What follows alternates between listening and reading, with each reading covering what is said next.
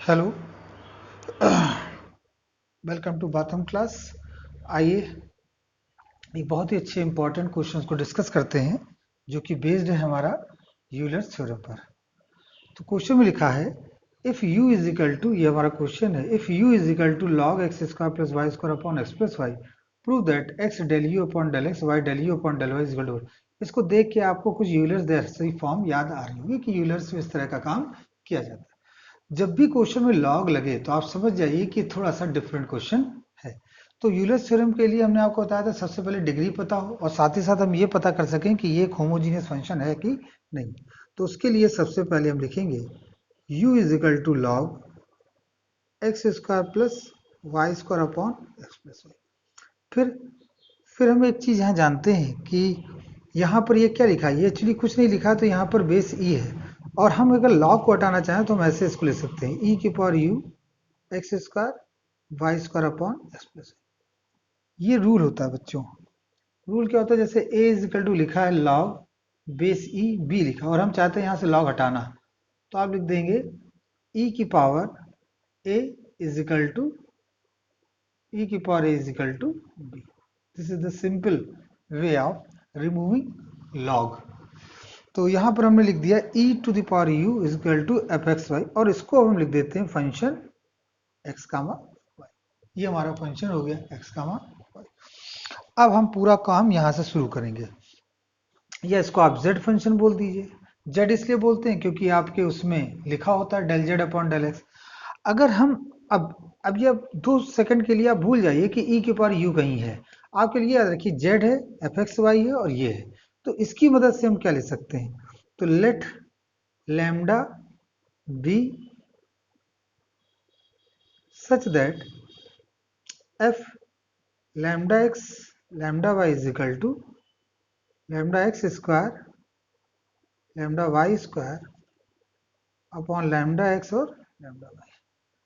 फिर lambda common हो गया, ये आया एक्स स्क्वायर वाई स्क्वायर, नीचे लैम्डा कॉमन हो गया, ये आया एक्स प्लस वाई, सॉल्व हो गया तो निकला x square y square upon x plus Y.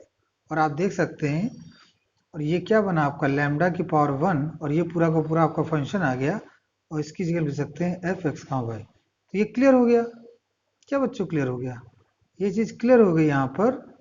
So Z be homogeneous function of degree 1, मतलब n की वैल्यू भी हमने निकाल ली और हमने होमोजेनस फंक्शन भी लिख लिया। अब इसके आगे देखते हैं क्या हम कर सकते हैं।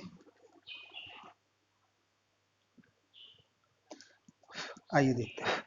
तो ये हमने लिखा है यहाँ पर। अब इसकी मदद से अगर हम एक यूलर्स थ्योरम की क्वेश्चन बनाए तो हम क्या लिखेंगे, अगर हम इसके तरीके से चलें कि z इज ए फंक्शन, तो आपका यूलर्स थ्योरम बनेगा x del z upon del x, लिख देंगे by Euler's theorem y del z upon del y is equal to n z, n कितना है 1 और z तो आप नहीं, मतलब उसके अकॉर्डिंग यूलर्स थ्योरम ये बननी चाहिए। अब हम इसी में मॉडिफिकेशन करके इसको लाएंगे, है ना। तो देखिए एक्स एक्स आ रहा है, ठीक है, यहाँ पर डेल एक्स डेल, लेकिन यहाँ पर न्यूमरेटर में जो आपका दे रखा है वो डेल यू दे रखा है, यहाँ कितना है डेल जेड।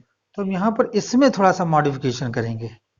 बात समझ आ रही बच्चों, इसमें हम मॉडिफिकेशन करेंगे तब ये प्रूफ होगा। तो यहाँ पर सबसे पहला मॉडिफिकेशन एक्स तो वैसे ही रखा देंगे, डेल जेड है तो यहाँ पर कमी किसकी हो रही है, डेल यू की, तो हमने del Z by del U लिखा into del you upon del X. Del U से डिवाइड और मल्टीप्लाई कर दिया, वही काम हम यहाँ करेंगे, del Z upon del U into del you upon del Y is equal to Z. अब देखिए यहाँ क्या लिखा है, del you upon del X और del Z upon del you.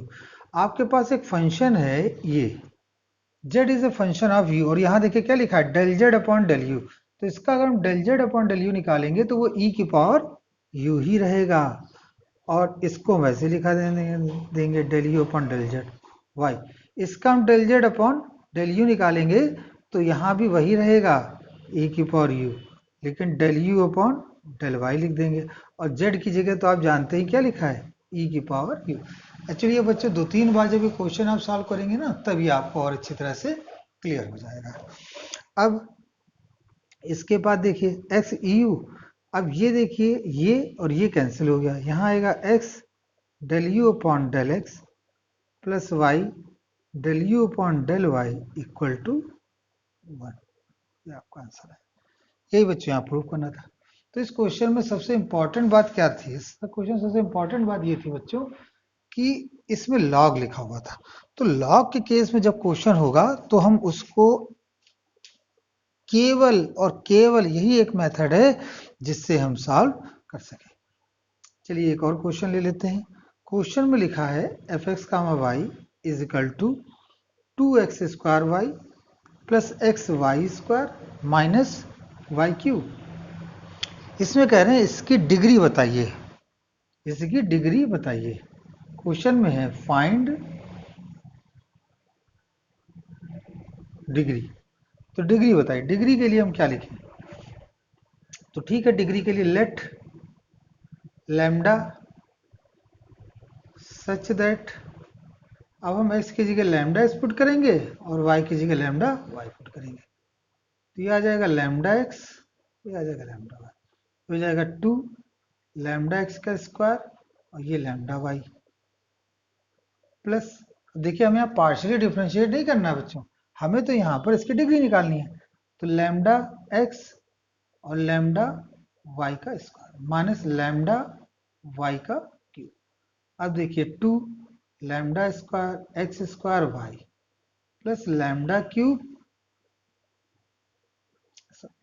Lambda cube यहाँ plus lambda cube X Y square और minus का लैम्डा क्यूब वाई क्यूब। इन सब में से लैम्डा क्यूब आप कॉमन ले लीजिए। 2 X square Y X Y square minus Y cube. गौर से देखिए बच्चों, तो ये आपको क्या दिखेगा, ये आपको फंक्शन एक्स कामा वाई दिखेगा। और यहाँ क्या लिखा है, हो गया। तो यहाँ आप देख सकते हैं जो पावर में होता है वही उसका क्या कहलाता है, ऑर्डर। तो इसका ऑर्डर क्या हो गया, इसका डिग्री क्या हो गई, डिग्री इज 3। जो n होता है एक्चुअली वही क्या कहलाता है, डिग्री। तो आई होप ये क्वेश्चन आपको क्लियर हो गए होंगे। दो बहुत ही इंपॉर्टेंट क्वेश्चन हम डिस्कस किए। Thank you very much.